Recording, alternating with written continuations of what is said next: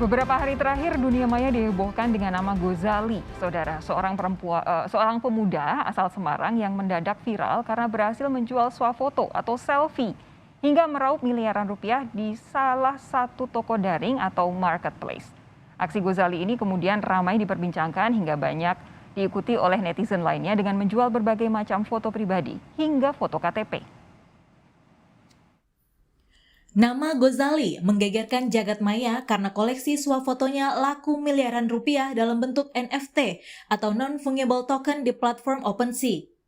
Kumpulan foto pria yang bernama asli Sultan Gustaf Al-Ghazali ternyata sudah diambil sejak 5 tahun yang lalu. Gozali sengaja melakukan swafoto setiap hari sejak lulus SMK. Saya moto setiap hari itu buat animasi timelapse. Nanti setelah kan 5 tahun itu nanti digabungin jadi satu jadi video gitu. Tujuannya itu aslinya. Terlepas dari karyanya yang mendadak viral dan jadi perbincangan, Gozali adalah mahasiswa yang cukup berprestasi di kampusnya, Universitas Dian Nuswantoro atau Unidus Semarang. Dekan Fakultas Ilmu Komputer Unidus, Guru Fajar Sidik mengatakan, sejak semester 3, mahasiswa jurusan D4 Animasi ini sudah mendapatkan beasiswa. Mas Sultan ini juga termasuk mahasiswa yang kreatif ya, bahkan mendapatkan beasiswa dari BINUS ya, sejak semester 3. Kira-kira itu.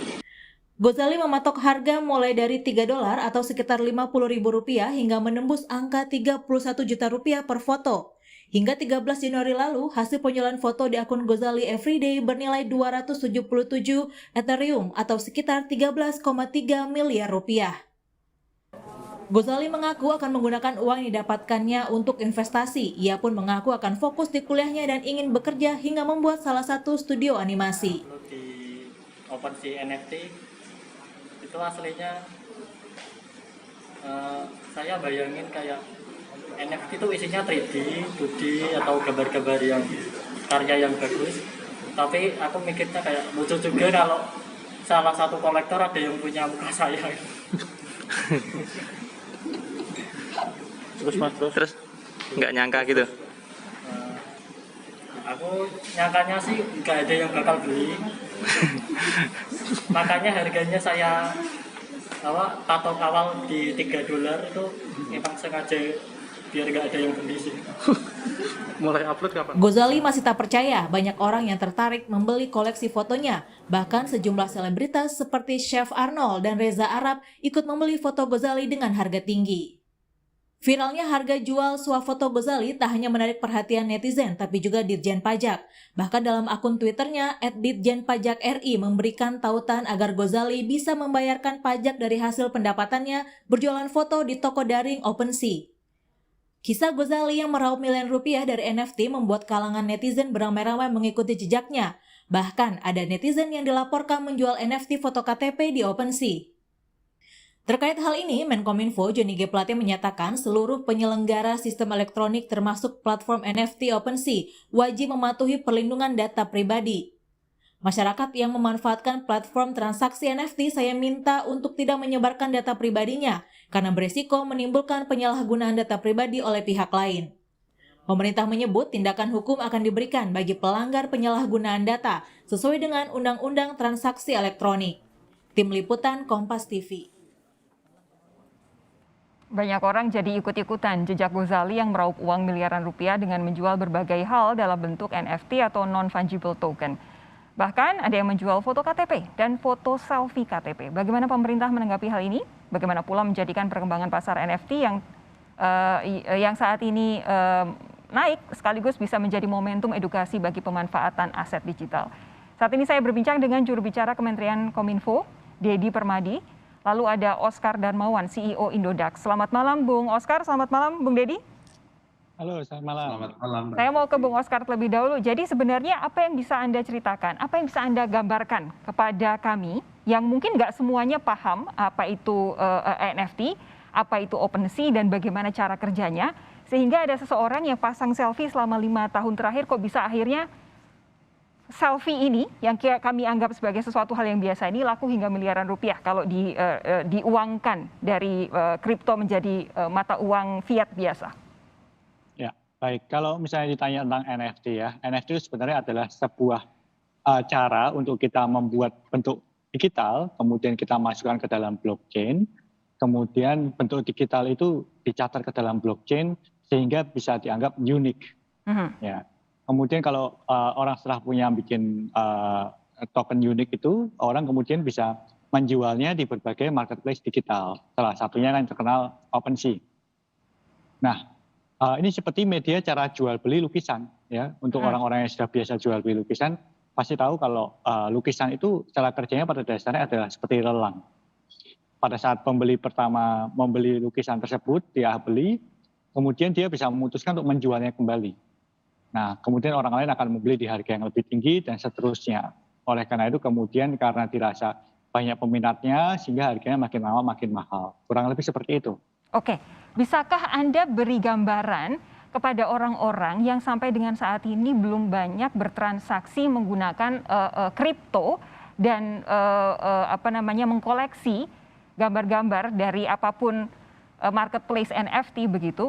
Kenapa foto seorang Ghazali itu bisa laku mahal sekali? Apa yang unik? Kalau boleh saya jujur ya, NFT ini masih kebanyakan hype sih, masih nggak ada basis. Kenapa harganya bisa begitu mahal? Ini benar-benar bisa dikatakan FOMO ya, kalau saya pribadi lebih menganggapnya demikian. Jadi terus terang sebelum ada metaverse, saya menganggap bahwa semua hal yang berbau NFT ini masih berupa hype. Belum ada basis dan alasan jelas kenapa harganya bisa demikian mahal. Oke, tapi kenapa sampai ada yang mau beli? Kalau nggak jelas kenapa harganya mahal, kenapa sampai ada yang mau beli deh? Saya kira ada dua alasan kenapa ada orang mau beli. Yang pertama karena mereka terkena hype, jadi mereka ikut-ikutan membeli. Oke. Padahal ini sifat tokennya kan unik. Sehingga pada saat mereka ikut-ikutan membeli, akhirnya harga yang semula murah, kemudian dipindah ke orang lain, pindah ke orang lain, lagi pindah ke orang lain, harganya jadi lebih mahal, dan lebih mahal. Sama seperti kalau kita lihat tren batu akik sebelumnya. Satu batu akik yang harganya sebelumnya cuma Rp100.000, kemudian karena semua orang hype ikut-ikutan membeli batu akik jenis tertentu, akhirnya harganya menjadi jutaan rupiah, bahkan sampai puluhan juta rupiah. Oke, nah pertanyaan paling gampang deh, karena sekarang banyak banget yang kemudian pengen ikut-ikutan seperti Ghazali, apakah yang terjadi kepada Ghazali ini, saya boleh bilang fenomena ini, bakal bisa tereplikasi? Saya kira enggak juga. Enggak juga ya? Karena ini seperti lukisan ya. Lukisan yang satu, kalau memang banyak peminatnya, belum tentu lukisan lain akan laku. Ini kalau saya lihat OpenSea sekarang ya, OpenSea sekarang ini banyak sekali orang yang salah paham. Orang salah paham, dipikir asal membuat selfie, diupload ke sana bakal laku semahal itu. Sebenarnya nggak seperti itu. Belum tentu. Saya kira kejadian Ghazali kemarin itu karena ada sekelompok orang yang berniat menggoreng foto-foto selfie tersebut. Jadi mirip lukisan. Ya, menggoreng lukisan, itu definisinya maksudnya apa?